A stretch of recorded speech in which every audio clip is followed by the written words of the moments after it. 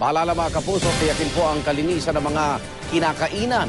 Sa Maynila, nahuli na aming lente ang isang dugyot na karinderya. Sa unang tingin, tila isang ordinaryong karinderya lang ito sa bahagi ng Leong Ginto, kanto ng Kalye Escoda sa lungsod ng Maynila.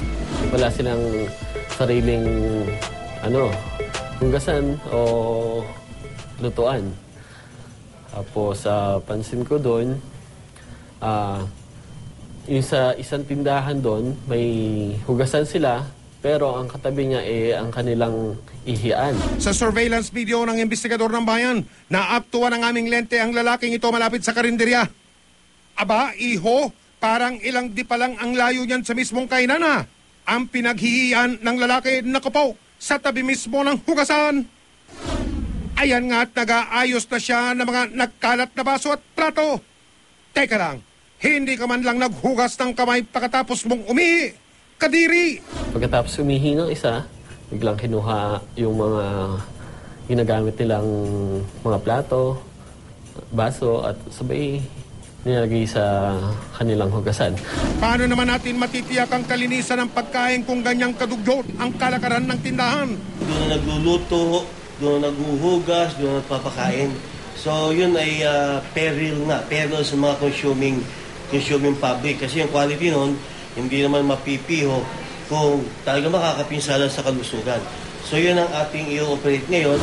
Ang aming sumbong sa Manila Health Department ang naging hudyat para kanilang inspeksyonin ang lugar. Pagdating noon, amin pang inabutan ang boy na naghuhugas. Yan ang hugasan nyo. Wala kayong flowing water. Wala po. Yung itsura niya, napalitan yung tubig ha. Yung ganyan.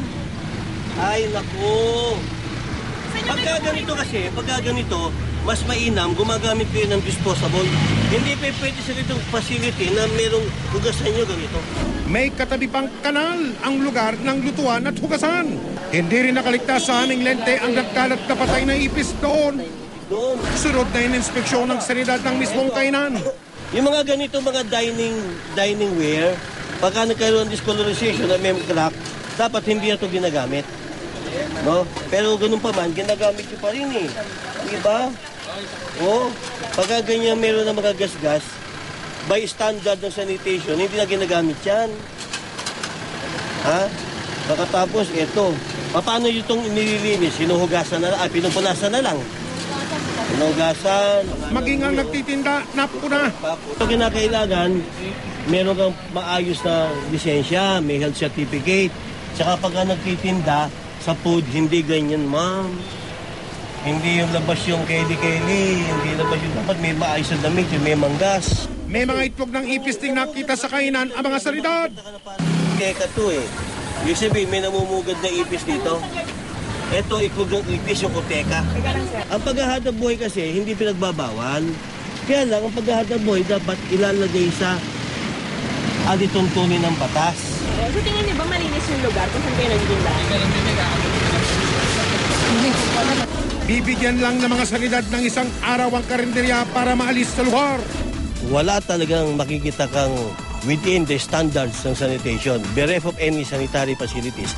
Pagka hindi umalis yan, i-refer natin sa police that they will be removed sa lugar na ito at be prevented from returning herein.